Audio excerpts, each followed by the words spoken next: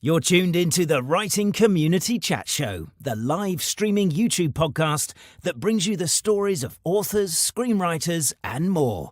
Indie or established, this show's for the community, and we invite you to be a part of it. Head to the writingcommunitychatshow.com for more info. The WCCS. Together as one, we get it done. Hello and welcome to the Writing Community Chat Show.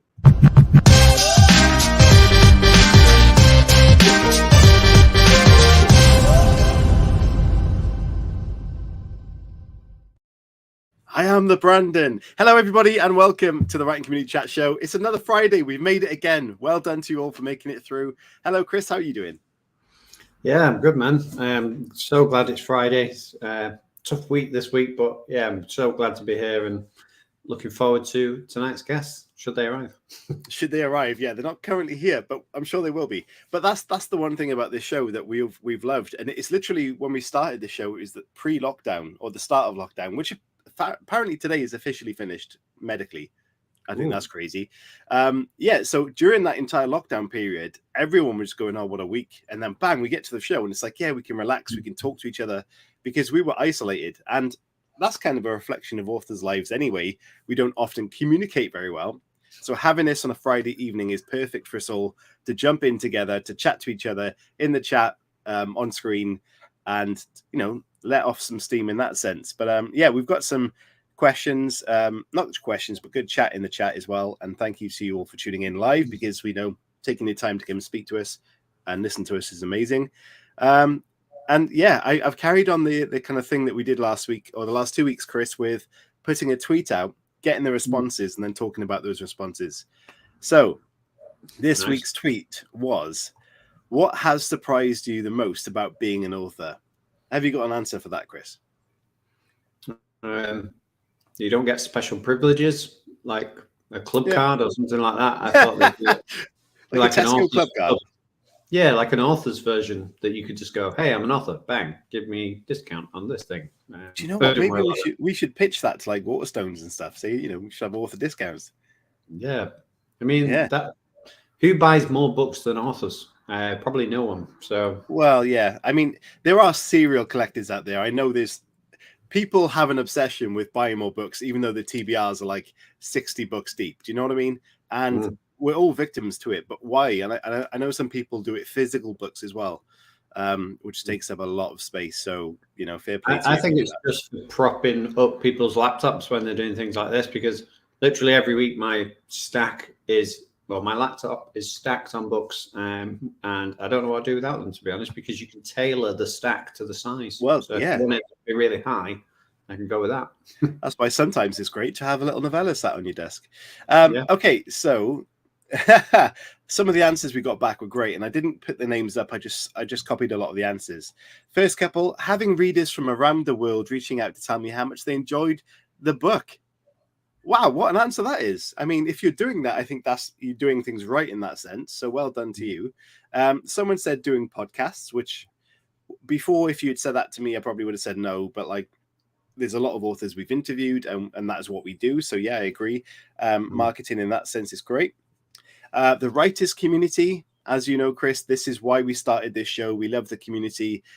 They helped us so much on our journey. We give back to them by letting them present themselves and all that good stuff and helping them, supporting them. Always ready to help with anything you need from the writing or publishing or promoting your books. So proud to be part of it. That was a great answer. And that speaks to exactly, you know, the reasons to why we do what we do.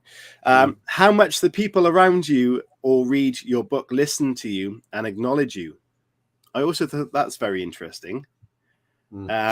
Something we all know a lot about is the spam emails. Who knew there were so many reviewers and review sites? Emails constantly. We get DMs on the show on Twitter constantly. Social marketers and book cover designers and Instagram. As soon as you post the thing on Instagram, or DMS at this always comes up. That's a nightmare, right? Yeah, I reckon if you wrote, "I'm thinking of writing a book," you would probably be inundated with, "Oh, I can do your cover. I'm an editor. Here's my quotes. I will do online promotion." And that was just a thought of having a book not let alone just having it physically done and be sending it to the world and stuff. It really is. And the final one, and this is not the final one, there was plenty more, and thank you for your answers. This one resonated to me, and a lot of other people gave the same answer, and that is how much marketing is involved. And that's not just for indie authors or people releasing their debut books, and it's for people who are mainstream as well. Did you see the Will Dean video I sent you earlier, Chris? I did. How incredibly impressive is that? Yeah, I enjoyed it on multiple levels. Not just because of the song and how they incorporated his name into a song, but because we were right on his attire. Yeah, he's always. Yeah, exactly. No, it's great, and I feel like obviously the marketing element is where we come in a little bit because we do it in a different way. Obviously, we do market people's books on here. We've got one from our author that I'm sure is on the way right now. And so we do that, but obviously we try and do it in a very different way. My favorite thing about authors is when you can clearly see that they've been asked to promote their book by doing a video, and then they've gone. Some of them are great at it. Some of them are absolutely amazing. Tina Baker, for example, obviously we've had on quite a lot. She's brilliant at videos, but some of them are just clearly like, I don't know what to say. I've got to do a 30-second video. Here is my book. Something. The weather's nice. That's where your author brand comes in. And I've got a list of things that you can look at in a second. But author brand, we've discussed on this show many times. And we really believe that you're presenting yourself as a person can really help you who make genuine sales, not just a sale for the sake of, here's a tweet, buy the book. There's a connection between you and the reader, and they like you as a person. They're much more likely to stick around long term and read your work as well. So you're creating a relationship in that sense. And I think author brand is very important. But there are plenty of other things you can do. I've listed a load of stuff here. Know your target audience. I think that's very vital. And this book up there, on the Amazon, it actually says it's a real kind of heartbreaking kind of story. That is advertised just after the title. So they are directing that straight towards those sort of readers. They wouldn't have put that there otherwise. Author platform, we mentioned social media. Again, that kind of goes hand in hand with author platform because that's how you present yourself. Book review sites, there are plenty of those out there. How much they genuinely work, Chris, I don't know. I know you use NetGalley as well, which is quite an official one. Yeah. Giveaways and contests. Yeah, NetGalley is great if you're an author looking to try and get some feedback on your book before it gets released. And not just feedback, but also reviews that you can use. You're not going to make any money out of it because you put your book on NetGalley for free, and people who go on there are reviewers, and they constantly read, and there's a criteria that they have to hit in order to get onto NetGalley. So you have to have your own platform, you have to have a certain number of followers on those platforms, and you have to be actively involved with the books that you accept. You have to provide a review for, because if your rating goes down to a certain level, you don't get accepted. So it is good. It protects both the reviewer and the author or the publishing house as well. So if you're into reading, you've got a bit of a platform, then I would definitely recommend having a little look. Or if you're an author that wants to get more promotion, get more viewers, get more readers and more reviews before launch day, it's a great way to do it, because you could have up to, I'm sure there's not a limit on how many, but some people could have 200 reviews before they've even released a book, which is huge on the the day that it hits on Amazon or something like that. I think that is massive, especially for kind of entry-level authors in that sense. And when we spoke about giveaways and contests, a lot of people might probably realize on Amazon KDP, for example, you can do book promotions and giveaways. I think that's valuable in the sense that, yes, you can give away more books than people will buy randomly. If you do a sale, people will pick it up. How many people out of that who pick it up will actually read it? I don't know. It's probably a small percentage, but you might actually return a couple of reviews for doing that. So that might be worthwhile as well.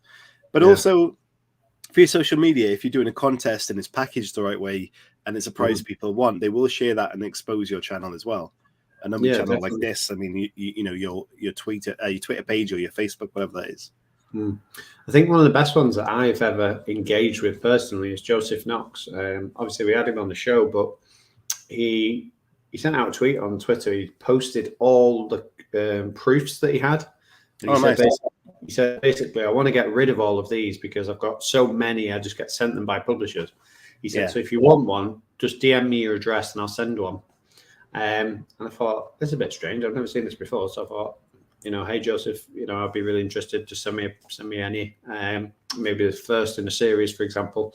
Gave him my address and he did. He sent me a book and he gave me a little bit of writing advice in it. And from reading that, I then went away and bought his entire back catalogue because I kind of felt, one, it was obviously very good. But two, I also felt that personal sort of connection because he'd sent that message to me, took the time, he sent the book off his own back. He did, I didn't pay him for anything. He sort of showed me that sort of kindness. So I read the book, reviewed the book, and then bought his entire back catalogue as a result. And I've pretty much bought every book he's released since. So one way of doing it, if you got a load of proofs lying around, maybe do that. Maybe, offer to send a couple out. If you can't afford to send all of them out, maybe send, 5 or 10 or whatever, and get the ball rolling. And I think, like you said, connecting with other people is definitely the best way to promote your brand.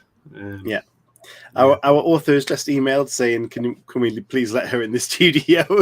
She just needs to click on the link. I have replied, so she'll be with us very shortly. Email marketing. I think this is something that people really, who actually get successful in their kind of marketing endeavors, really appreciate email marketing. And I kind of don't get that myself yet, but there's a lot of confidence in this in strategy. And I know, when you come to like email marketing, it takes a long process and you collect those emails over years. And perhaps before you've even released a debut, you can start collecting those.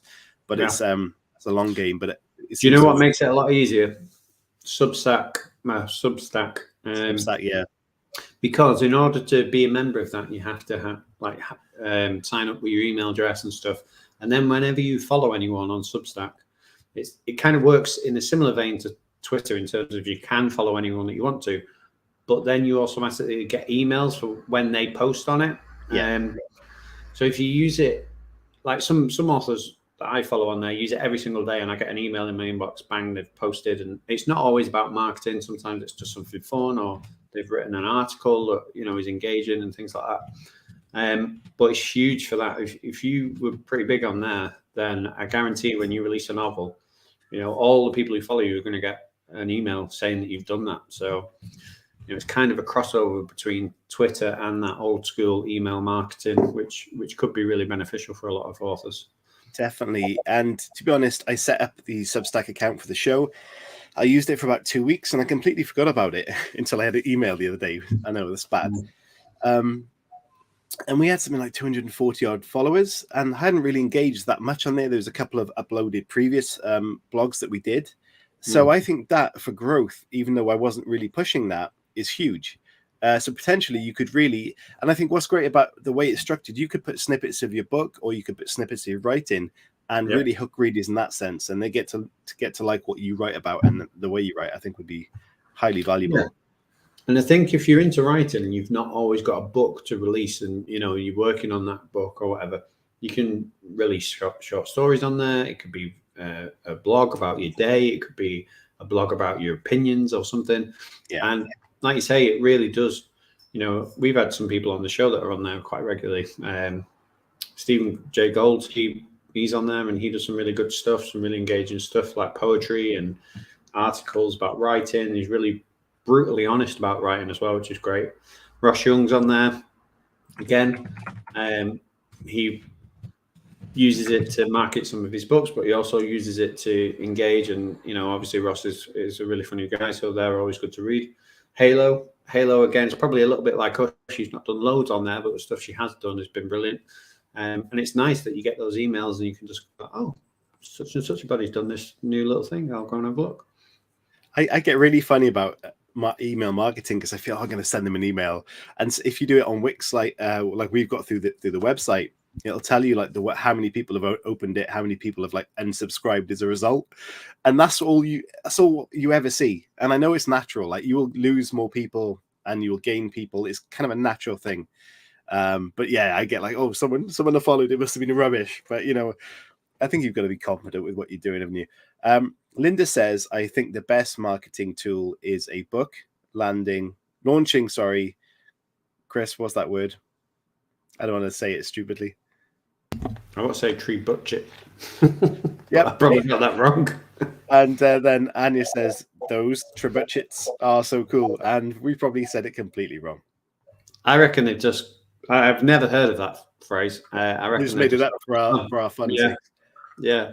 We're all laughing at us now. Yeah. What word can we get them to say that those don't know? We're just like, bunker. The other thing on there is collaborate with other authors. Or trebuchet. Trebuchet, that sounds more likely.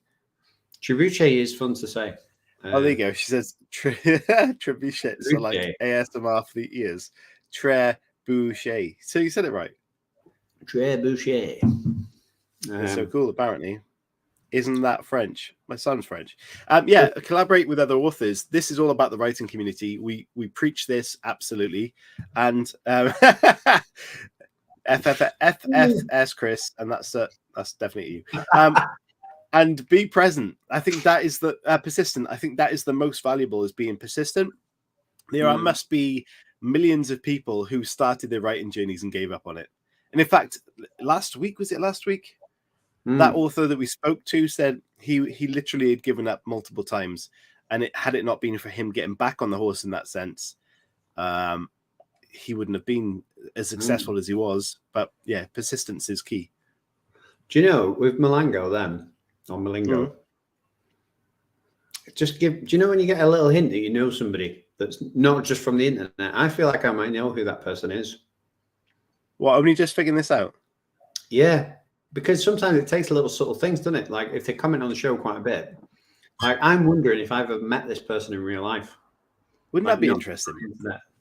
Maybe I have. I think I have. I think I might know who it is. Because, yeah. just saying. Okay, you can elaborate on this. By the way, our guest is emailing back and forth saying, yeah, they can't get in. There's no barricade on this. I've sent the link, so hopefully that person can get in very soon. You know what it might be? It might be that they've not downloaded the right. That could be the case, but generally it says to do this. So perhaps, I don't know. I don't want to say, in case they watch this back, I don't want to be rude, but just follow the instructions. It's just kind of the easiest way. And generally with StreamYard, and there's an affiliate link for StreamYard in our YouTube description. It has been amazing for us, and it's so simple. 99% of people have never had an issue on this. If you use Mac, you have to download a little thing. Generally, it's a web browser. You don't even have to sign up with an email. It's amazing. So if Brandon, for example, is doing his podcasting now, which is amazing. If he thinks about going in that direction, check it out. So rude, he says. But yeah, let us know how you guys feel. What is the surprising thing about writing for you? I mean, someone did mention in there. There was one earlier. What did they say? Oh, I had a really interesting, not an interesting experience, but one of these public experiences, and I'm wondering if anyone's ever had this. So I was reading a book in public this week called Tropic of Cancer by Henry Miller. Reading is in, you were just sat in public reading this, or like you were doing a reading? No, I was sat in public reading it. Okay. And it was on my Kindle, and my Kindle is quite a big Kindle. Show off. Show off. It's a big Kindle. I have a big Kindle, thank you. Yes, it's quite a big one.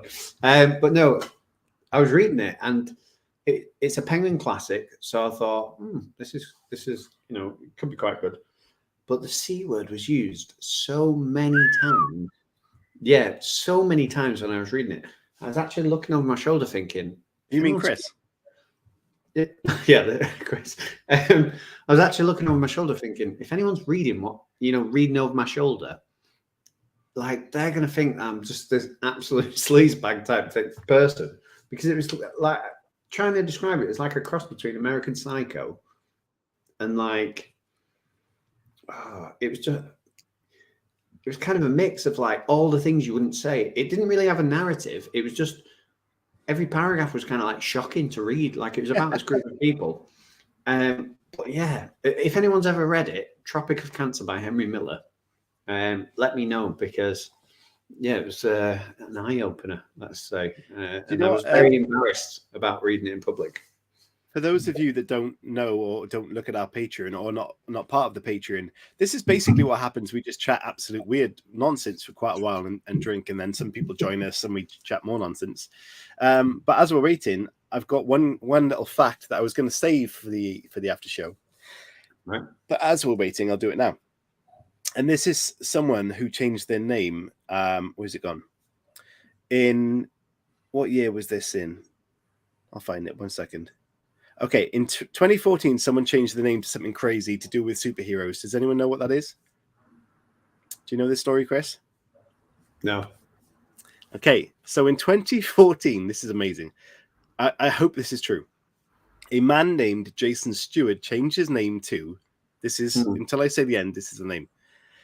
Captain Fantastic, faster than Superman, Spider-Man, Batman, Wolverine, Hulk, and the Flash combined. That's his name. That's his full name. That's his full name. How insane is that? Chris, people are talking about this book. Yes. Yes. Okay, so Anya says, I read it when I was about 13 because my mum gave me free reign at the library. That and the Clan of the Cave Bear were eye-opening. Wow. Mm. And Malingo says as well that if you go a little bit further up, they've read it, or she's read it, as I was correctly. Yeah, that one. You read it. Go on, you read it, Chris. Oh, Jesus, we all read this when we were about 15 for the sex.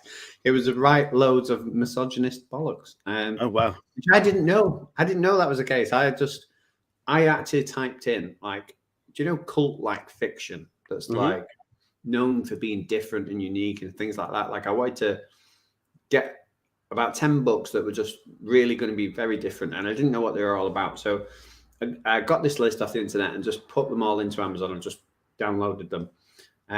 So anyway, yeah, I picked this one because I thought a Penguin classic, it'd be all right. And then I was reading it and I was like, what am I reading? Like, I'm actually looking over my shoulder thinking, someone's seeing this. Like, I'm not in a good way right now. Okay, right, Chris, our guest has arrived. We've got through the tech difficulties and she is here. So I will introduce that guest and we'll get straight into it. Tonight's guest is a best-selling author and leading journalist in Ireland, which is amazing. She has covered all major news events for the last 3 decades. She has spent most of her career with independent newspapers and is now a senior journalist with the Irish Examiner newspaper. She has also lived in India, which is incredible.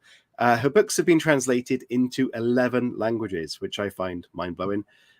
She is here to talk about her career, both as a journalist and an author, and discuss the world of writing and talk about her 6th book, Chris, which is above your head, called The Irish House. Ladies and gentlemen, please welcome someone that just disappeared off screen. You are joking. As soon as I said, please welcome, her screen disappeared. Guys, I'm so sorry. Maybe she thought she wasn't on the screen. Anyway, let's get back to the random conversations. Yeah, loads of people have read this book. Someone's also said, Malango has also said, see also the Carpet Bangers. That sounds interesting. Yeah, I was going to say, I have no idea what that novel is about, but it's a great title. So I've seen, the wonderful world of TikTok these days gives you all sorts of. It's a late April Fool, damn it! Got me that time. The Carpet Bangers.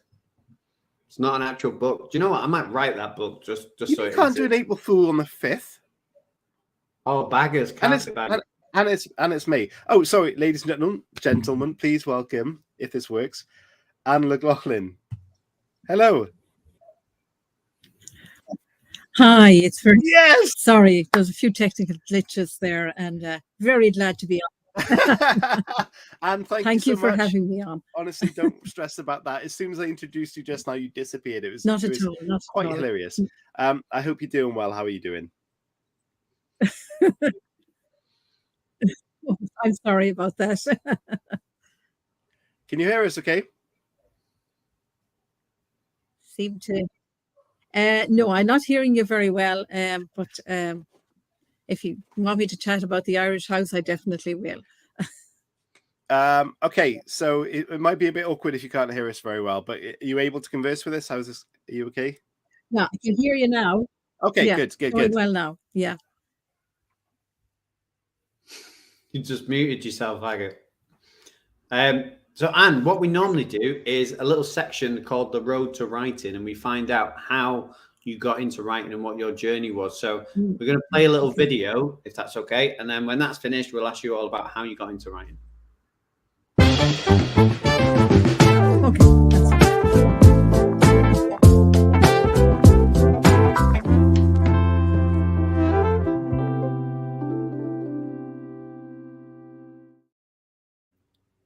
Can you hear me now, Chris? Yes, we can. Yes, we're doing well. We're doing well. Anne, hello, and thank you again for joining us. I hope you're well. How are you doing? I'm very well, thank you. I'm sorry about the technical glitches, but hopefully we'll have a good conversation. Yeah, I'm sure we will. That's not a problem. So what we love to do to the start of the show is ask our guests how their writing journey began and how they got into writing. So if you could let us know kind of where it all started for you as someone perhaps younger you, do you remember kind of at what point writing grabbed your attention, and how did that first step work for you? Yes, I suppose I was always interested in writing, and I was always, my father used to call it tipping around writing, and I was a journalist as well. And I probably got diverted into journalism for a long time, but then I decided that I would just decide to write fiction. And while I'm still working as a journalist, I mean, my love is fiction writing. And like everybody else, I sat down and I wrote my first book, and I started writing my second book, and it was just so difficult to get an agent. But then, I had a big stroke of luck. I had nearly given up on agents. I had only appointed one day in the week in which I would send out to the agents, and one evening a week in which I would look at rejections, because it was all so soul destroying. But I decided that I would submit to Jenny Brown Associates in Edinburgh in Scotland, because I tried all the London agents, and you get all sorts of answers back, but ultimately they're all rejections. And just as I had my submission ready, and according to what she wanted, I suddenly realized she was closed for submissions, and I was sort of so fed up at this stage. I thought, well, I'll send anyway. What do I care? And I was very lucky. She was on a train, and the charger, her laptop hadn't charged. So she only had her phone, and my email popped in, and she had nothing to do. And she started reading my submission, and she rang me, and I actually was very cool, because I thought, she's ringing me to give out now, because agents can be quite precious. Not Jenny, I hasten to add. And I thought she was giving out because, I submitted when the window wasn't there. But actually, she loved my first 3 chapters of my first book. Wow. And you know what? She was absolutely right, because that book was The Ballroom Cafe, and it went on to become a bestseller. And it's translated into 12 languages. So I went from, sort of sitting, writing at night after work, and getting up early and writing, and thinking I'd never get there, to suddenly being a best-selling author. So, it was a major stroke of luck. Everything seemed to sort of converge at the right time for me, Well, that's an amazing stroke of luck, in the sense that it gives people the knowledge that don't just give up based on what you perceive as a barrier. There's always that opportunity to impress someone perhaps and pick up their ideas. But what I'd like to ask is, when you're going through that process of feeling like you're getting rejection after rejection after rejection, do you attempt to change your tactics in any way and change your pitch perhaps? Or did you just keep at knowing that what you were writing was good enough? Well, I think when you get an idea for a book, you have to really believe in it, because you have to live with that book for quite a long time. I mean, you're talking about maybe 90,000 words, and that's a hell of a lot of chapters, and that's a hell of a lot of sweat and tears, So I think you really have to believe in your own work. And really, you can't be changing according to what one agent wants or what another agent wants. When you do get your agent, I think it's very important to take advice and to do rewrites according to what an independent eye sees and what the professional eye sees. And certainly your agent at that stage is excellent, and so is your editor. But I think you really have to believe in your own work. And that can be difficult if you're getting all the rejections, But you just have to stick with it. An awful lot. Like I remember seeing an interview where a writer said, it's all about perseverance, sitting down and writing, and just keep at it. And they're absolutely right. You just keep at it. And they say actually journalists are very good at it because we're used to rejection. We're used to being told, write 12 pars. We want the front page, and then we're told, we're not putting that on the front page. We only want 3 pars. So we're sort of used to that type of rejection. Maybe that helped. I'm not too sure if it did. Yeah. It must be quite... Oh, sorry. Sorry, I was going to say, take us back to what your routine was like when you were working in the day and then you were writing presumably at night. How did you just... because for a lot of people, that's the stickler. They go, oh, I'm too tired to be writing, in the evening. Like I've worked all day. What would you do, and what tips could you give somebody in that situation?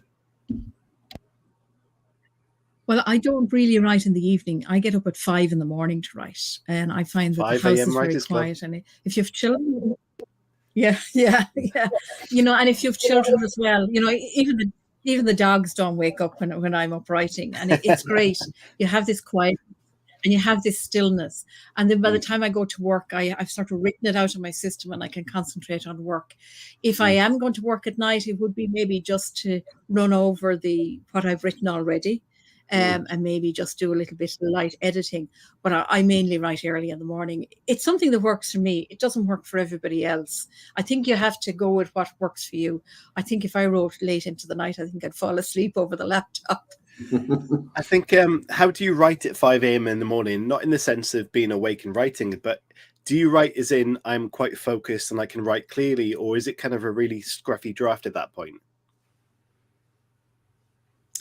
Well, I suppose it depends on at what stage of the book you're at. A lot of authors, they do a lot of plotting and they plot it out. And I really envy authors like that because I'm not like that.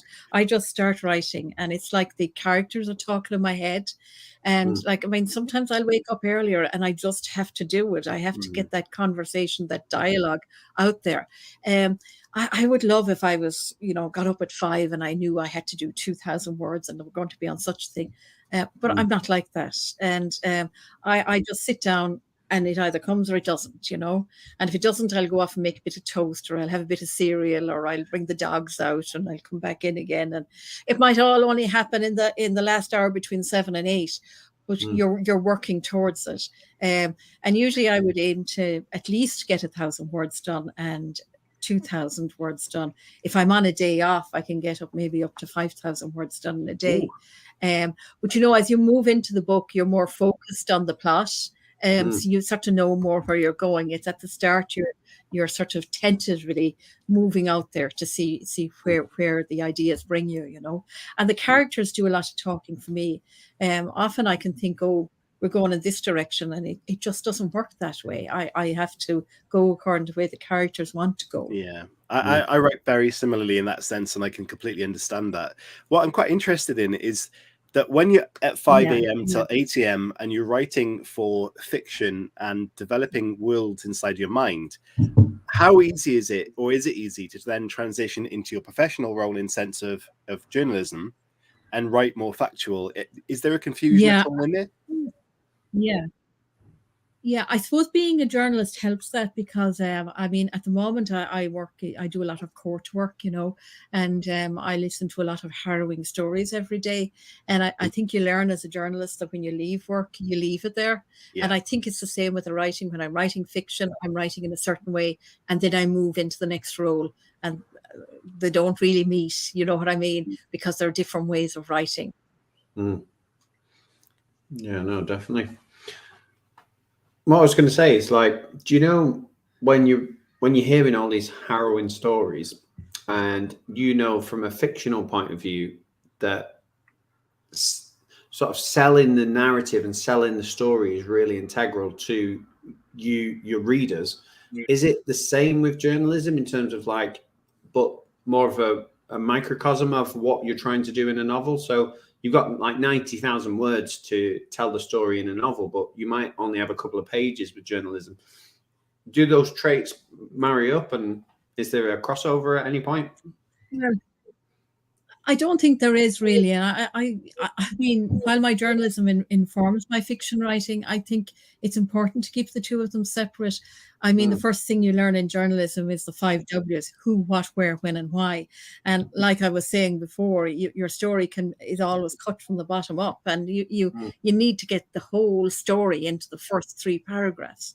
And the beauty about fiction writing is you can just sit there and you can describe things, and it's actually a beautiful way of writing for me, because it's not that immediacy which you need in news journalism, because I'm in news journalism, and news journalism is very fast, and you just keep rolling along all the time, and you don't really get to consider the English, consider the words, consider phrases or things like that. You just move along and you move quickly. And I suppose the beauty of fiction writing is to be able to sort of loiter on a paragraph and mull over a sentence and change it around the way you want to, and that is one of the great pleasures of writing.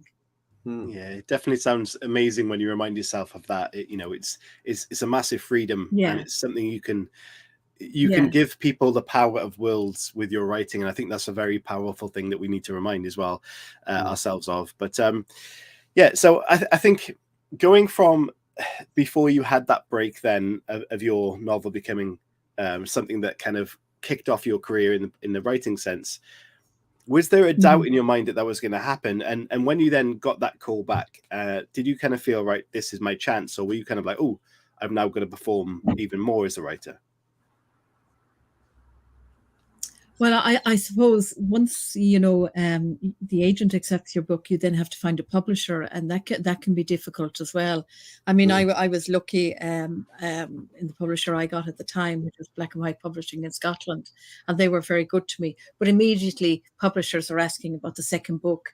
So what I would say to anyone who's even looking for an agent, if they have one book written, start writing the second one, because really you have to have a number of books behind you, and it's only by constantly writing that your writing improves as well.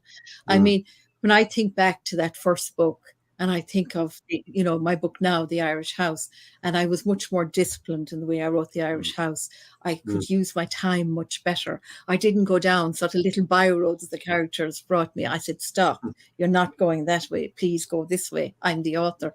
And you learn to do that. And while you listen to your characters, you have more of an awareness of sort of the whole package and how readers need to be fulfilled as they come towards the end of a book. There are different arcs in a book, with the plot and everything. And while I don't like to get caught up too much in technicalities, because the editor will do that, if you're aware of it, it's going to make your life easier as you do the editing as you come to your publication. So before we move on to the second part of the show, which we talk all about the Irish House at that point, what one tip could you give everybody and the people that may listen or watch this back or watching now from, say, your relationship with your editor? What one piece of advice have they given you that you thought, oh, this is really valuable to how I write and has improved your writing? Well, I think the one thing that you have to accept is rewrite. And there's that phrase, murder your darlings. Yeah. I murdered one of them today, and I was disappointed to see those paragraphs go. But you know what? Once they were gone, I could see that it was so much better. And I think you have to realize this. And if you're precious about things like that, you're going to find it a very difficult process, because you've got to realize that the editors, that's their job. They know the market it's going out into. They're very aware of the type of readers that read your book. You know your readers too, but actually your editor knows them better. And when they say that has to be rewritten, you can't really get around it. You can go off and maybe give out about them and have a cup of coffee and come back and then realize, well, actually, they're right. Yeah. And it's only when you see the finished product, it just all fits in. It all. I actually love the editing process because the whole book comes together. It's like, my mother was a dressmaker. It's like when you're sewing and you have the pattern, you're putting all the pieces together, and then suddenly you have a dress. And it's like that. You have everything. You have the plot, you have the characters, and you're bringing them all together. And somebody is helping you to move things around so that it's a better experience for readers. Amazing. So Anna, I'm intrigued because you mentioned before about trying to aim for 1,000 words a day. And obviously, I'm going into numbers a little bit here, but if you did that every day, 3 months, you've got your 90,000 words for your novel. You know, are you somebody that does produce 3 novels a year, and maybe, you know, you send a couple off to the publishing houses and you maybe keep one to work on a little bit? Like, tell us a little bit about that and the insight in terms of like how prolific you are in that respect. Well, I think if I would try and get 1,000 words done. On a day off, I'll try and get an awful lot more. On a weekend, I'll try and say, well, right, I'll try and get 9 to 10,000 this weekend and just move the book on. But, you know, you've got to realize that it's going to go through a lot of different stages. So, like at the moment, have just finished the structural edits of book 4 for my publisher, Bookouture, but I'm proofreading book 2, and I'm doing the final read on book 3. Or maybe I'm doing the final read on book 2 and I'm proofreading book 3. So, you know, your sort of hands are in different pies at different times, and you have to maybe take chunks of time that are just writing, that are just you sitting down and working with your characters. And that's what's sort of difficult, because there are all the other things. And there's the publicity, there's the marketing, there's everything. And there's all the emails coming in, you know, this is the cover for this. Will you have a look at this? What do you think of this? And you really sort of have to maybe just not answer things for a while and just cut yourself off and get to grips with your characters so that you know them. And so while I say 1,000 words a day, sometimes that 1,000 words gets caught up in something else, but I will make up for it at the weekend. And that's the way I do it. And I would say to anyone, persevere, because there can be lots of distractions in writing, you know, but you just really have to put the head down and do it. I agree completely. It's that thing where you're typing away and you're really in the zone. And when you get in that zone, you can be quite fluent with your writing. And suddenly you see a notification come up. And as soon as you look at that rhythm is gone. And you have to then work your way back into it. And it's a nightmare, okay, we're going to go on to part 2, which is what's the story? We're going to chat all about the Irish House. And hopefully you're going to get you to pitch that to the audience straight after this video.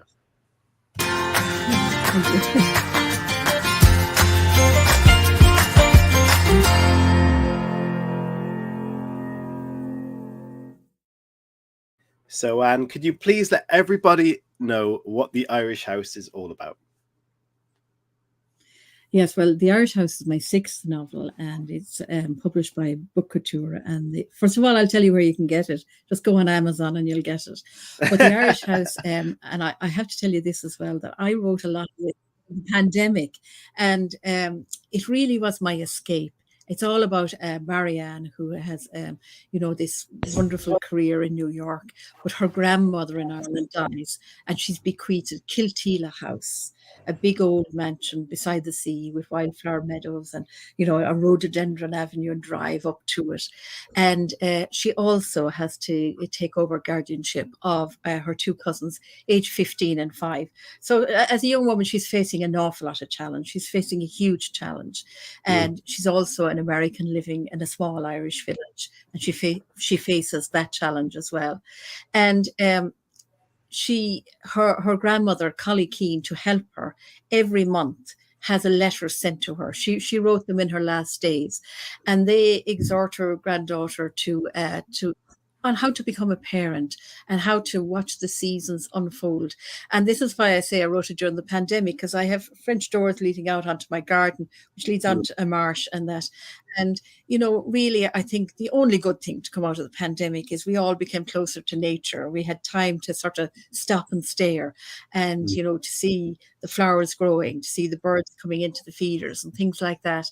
And at Kilteela House, Marianne learns that there is another life, this life, all around nature and the wildflower meadows.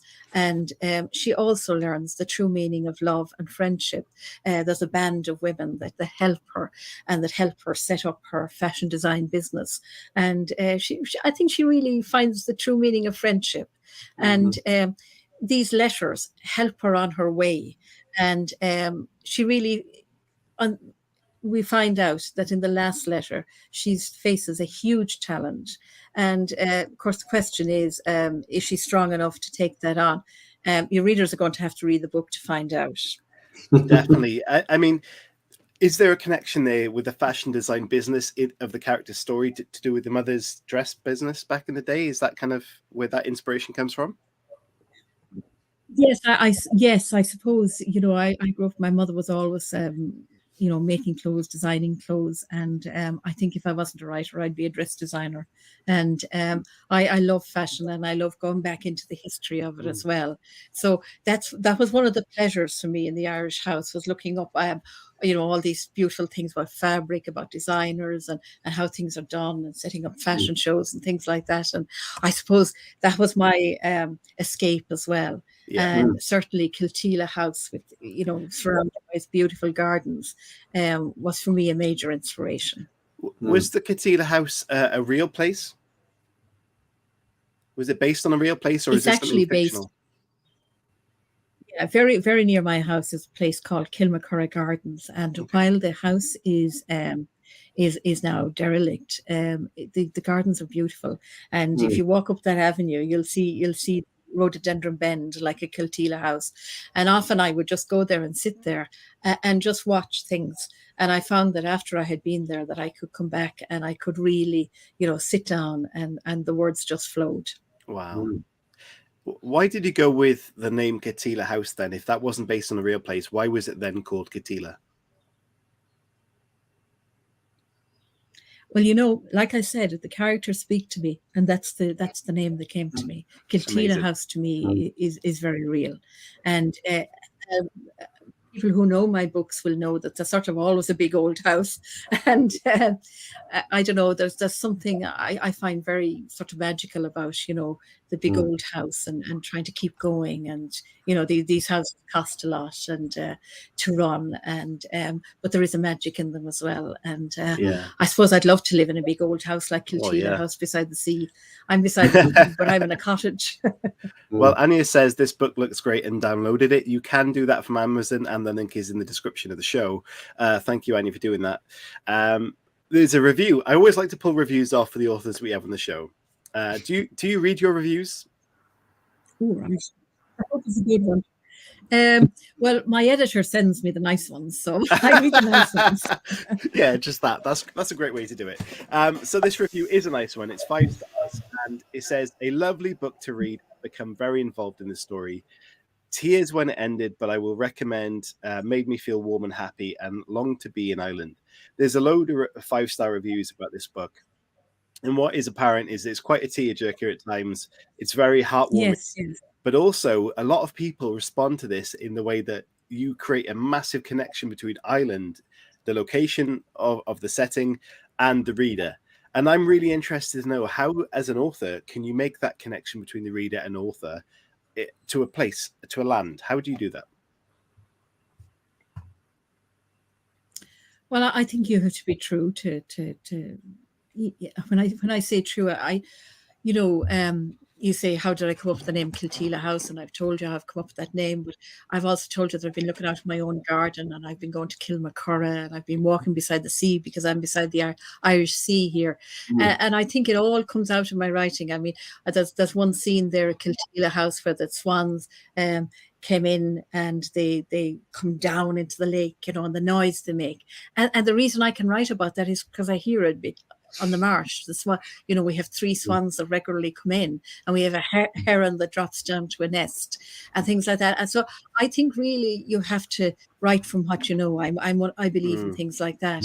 I mean, I can't really write about California. Do you know what I mean? I have to write what I know, and what I know is Ireland, and this beautiful landscape, and how the seasons affect us in Ireland, and I think people really connect with that. And I think what they connect with in the Irish House too is that I love writing about sort of ordinary people doing extraordinary things. I'm not interested in celebrities. I'm interested in people who, through their lives, just seem to just get on with it, no matter what's thrown at them. I see it a lot in my work as well, and I think that's why it has informed my fiction. That ordinary people, and they end up in an extraordinary light. And often they don't even realize that. Yeah. So, and when you were constructing the Irish House and you decided to go with the format of dropping letters throughout the novel, how did you approach writing the letters themselves? Because a letter is quite a unique and personal experience, which I think is a bit different to giving the narrative and creating a narrative, because you kind of got just a short moment to sort of deliver that piece of information. So what did you do, and what tips could you give somebody who wanted to use a similar format? You're going to have to repeat that because you've broken up a little bit there. So I just heard something about narrative, but I didn't hear anything else. So the letter writing is quite unique in terms of dropping that into narrative throughout fiction. So what tips could you give to somebody about writing letters within fiction? Yes. Yeah, I think I wanted to bring in Collie Keane. Collie Keane, owned Kilteela House, and in a way, it's her story as well as Marianne's. And I suppose I wanted to bring her into a book as a character, but yet she's dead in the first few pages. And I remembered I grew up a lot with letter writing. My mother used to write letters. My aunt had immigrated to America, and we all waited for her letters home. And letters are very powerful. I don't think you'll ever get in an email what you get in a letter. A letter can be taken down and read. You can read one sentence from it, and you get a better sense, I think, of the feelings of a person. Whereas emails are more immediate, they're fast. And I wanted that. I wanted that slow pace that a letter would give me. And I think that's why Collie Keane sat down and wrote letters. She was also of an age where she wasn't going to write an email, let's face it. But it gave her time to sit down and to actually consider, look out her window and consider what she was looking at. And I really enjoyed writing those letters because it slowed me down as well to actually think about her character and the advice she was offering in the letters. Love that. That's amazing. Right, guys, we're going to move on to the third part of the show, which is community questions very shortly. If you have questions for Anne or for either of us or collectively all of us, start sending those questions in now, please. But before I do that, Anne, I'd like to know, you speak so highly about Ireland and talk about the magical sense, and that really comes across a lot as well. If someone's never been to Ireland, like myself, where would you suggest that they go to discover kind of what Ireland is all about?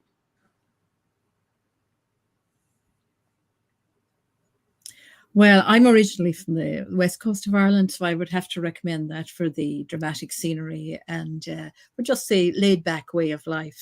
But if you're only coming for a weekend, fly into Dublin and come down Wicklow. They say County Wicklow has all the great things about Ireland are in one place. You have the mountains, you have the sea, you have we're near the city, and there's just everything. And so I would recommend Wicklow. Certainly, if you read the Irish House, you'll get a sense of what Wicklow is all about, because it while the Kilteela House is a fictional house, the locations, the towns that are mentioned are all very real, and I would certainly recommend that. Yeah. It definitely seems like with the way you spoke about how you write about Ireland and the way that transcribes onto the page, you use a lot of your life experience to do that. And that's a great tip as well for people just to kind of look around them. And as much as they are very familiar with where they live, that might sound very magical and appealing to someone else as well. So, yeah, I think life experience can really play into that well.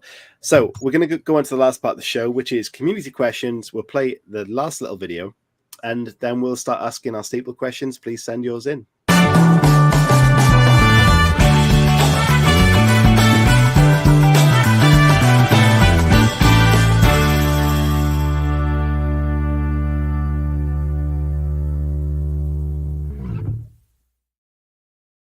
So, Chris, do you want to start us off with the community questions? Yeah, so we have a few staple questions from the Writing Community Chat Show. And one of them is, if you could take any character from fiction and make that character your own, which character would you choose and why?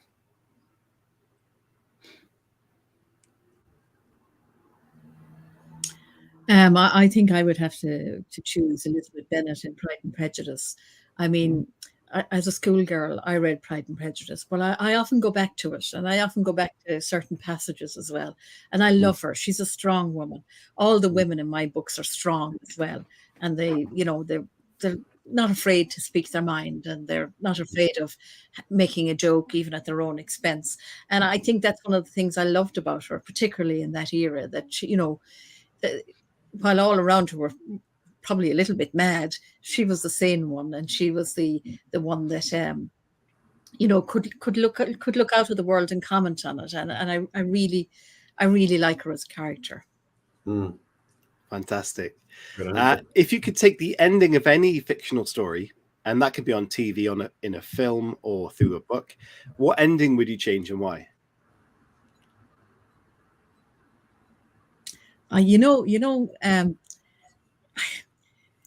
It's so difficult with endings. I'm not going to answer that because, I think as a writer, this is fair now. As a writer, you are so in tune with your work that you go for the ending that's going to work for that, and you're never going to please everybody. You're just not. So, you know what? If the film producer decides that's the ending, fair enough. Alice down the road won't be happy, but Jimmy up the road will be happy.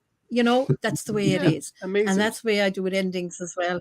I go for what I want. And you know what? I've got there. It's 90,000 words. I'm sorry, but that's the ending. So it is what it is. Well, Swift, loved it. The final question that we have before we go to the audience's questions is it's a bit of a morbid question, but we ask it every time anyway. And it's, you're on your deathbed and you're looking back at your writing career. What would you be happy with? What is success to you?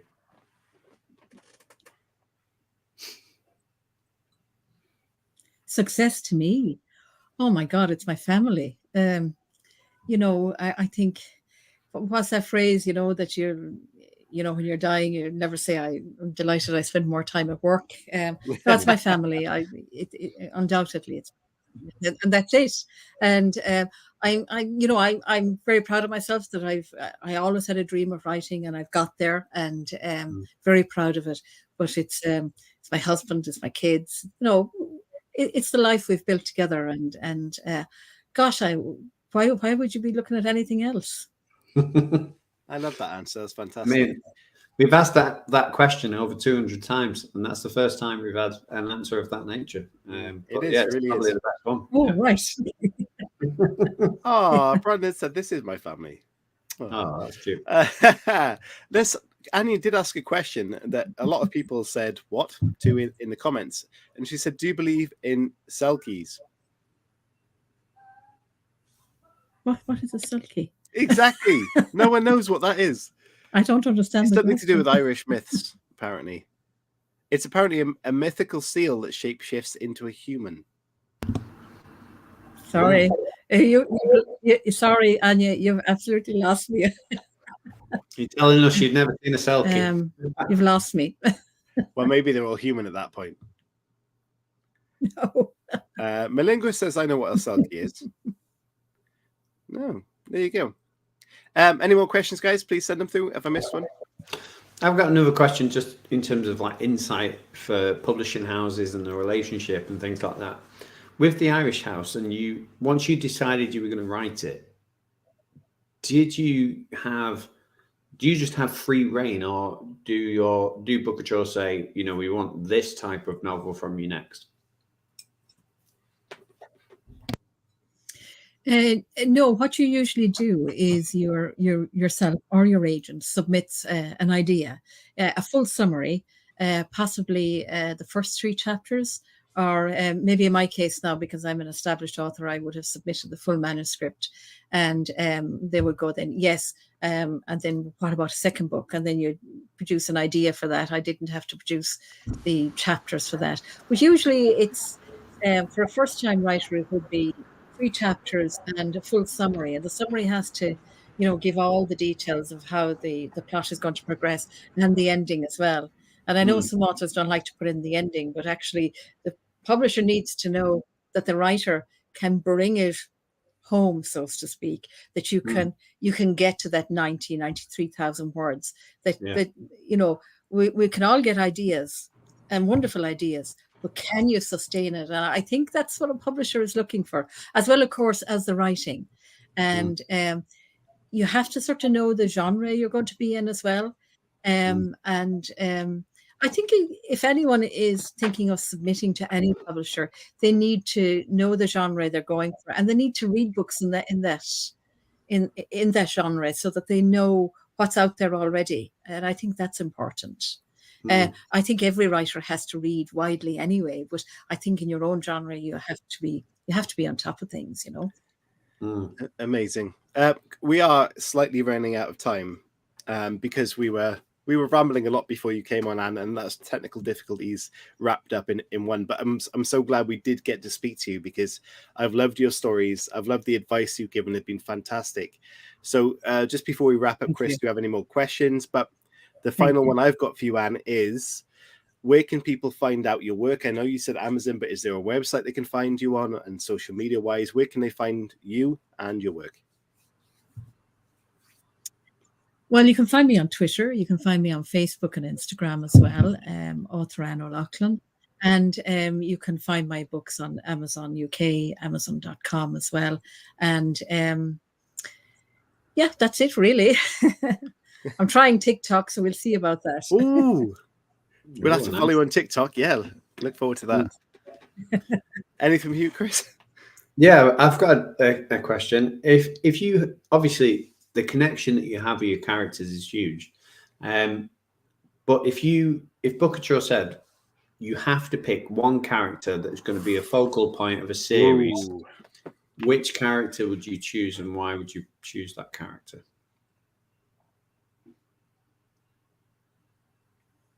Well, I would have to say my main character in The Irish House is Marianne, and I think there's a lot more left to tell in her story. She is, I can't reveal the ending, but I think, we could maybe look at that again. But really, I mean, I've already moved on. I'm already on book 4. I've moved on.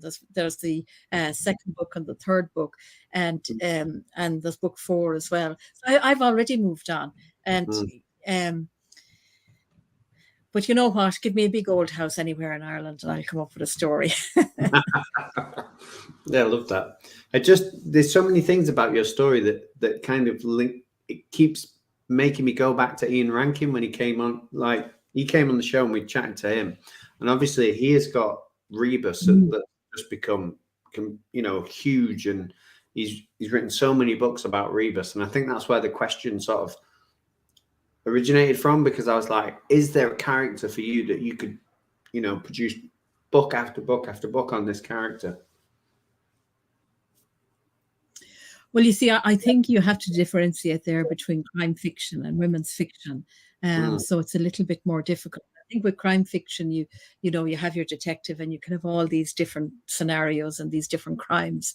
So it's probably a little bit easier to have a series at that stage than maybe revisiting, we'll say Kilteela House or, Rathsorny House or whatever house, and go back into their lives when maybe you have told their story. I think it's important to know when to move on as well, Yeah, I agree. Basically, Anne's saying writing women's fiction is easier than what Ian Rankin does. I'm joking. I hope you're joking. And before we wrap up again, there is a question I want to ask is, what can your readers expect from you next? Because obviously after 6 novels now, you've got a bit of a following, and they're intrigued in what your work is all about. So what is the next chapter for you in terms of your next novel? Well, my next novel is called My Mother's Daughter, and then the novel after that is, I think it's called His Last Wish. We're just deciding on titles at the moment. My next novel can be pre-ordered on Amazon. And book 4 I've just finished, and we're just trying to sort out titles at this stage. we're looking at. I think you need a main character or protagonist called Chris. I think that needs to be there. Christine, maybe. We'll see. Yeah, Christine. No, protagonist, Chris. You know, yeah. Anyway, and thank you so much. I already had great feedback in the chat about this interview. They've loved it. People have bought your book already. Absolutely wonderful. We've loved hearing your story. Thank you. And I'm so sorry about the technical. And I really apologize about the technical glitches at the start. This show has had its fair share of chaos in the past couple of years or 3 years or so. We are well used to it. And to be honest, it's gone way worse than this before. We managed to have your story, and that's what's important. We loved your story. The readers loved your story. And everyone resonated with what you were saying. And there was a lot of writing advice in there. So that was wonderful for us. And thank you so much. We hope you have a fantastic weekend. Thanks so much. You too. You're welcome. Everybody, thank you so much for tuning in. Please share our stuff around and like the video, because that's how we spread our joy to the rest of the writing community and how other people find our show. If you could do that for us, it means the world. If you get a thumbs up, subscribe, all that good stuff, you'll help us get shared around and discovered. Thank you so much. Have a great weekend, bank holiday. If you're in the UK, even if you're not and you're looking forward to the coronation, all that stuff, I'm sure that'll be all over telly. But basically, ultimately, stay safe and have a great weekend. And we'll see you next week with a brand new show.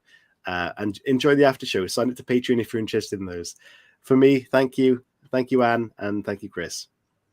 Bye-bye, everybody.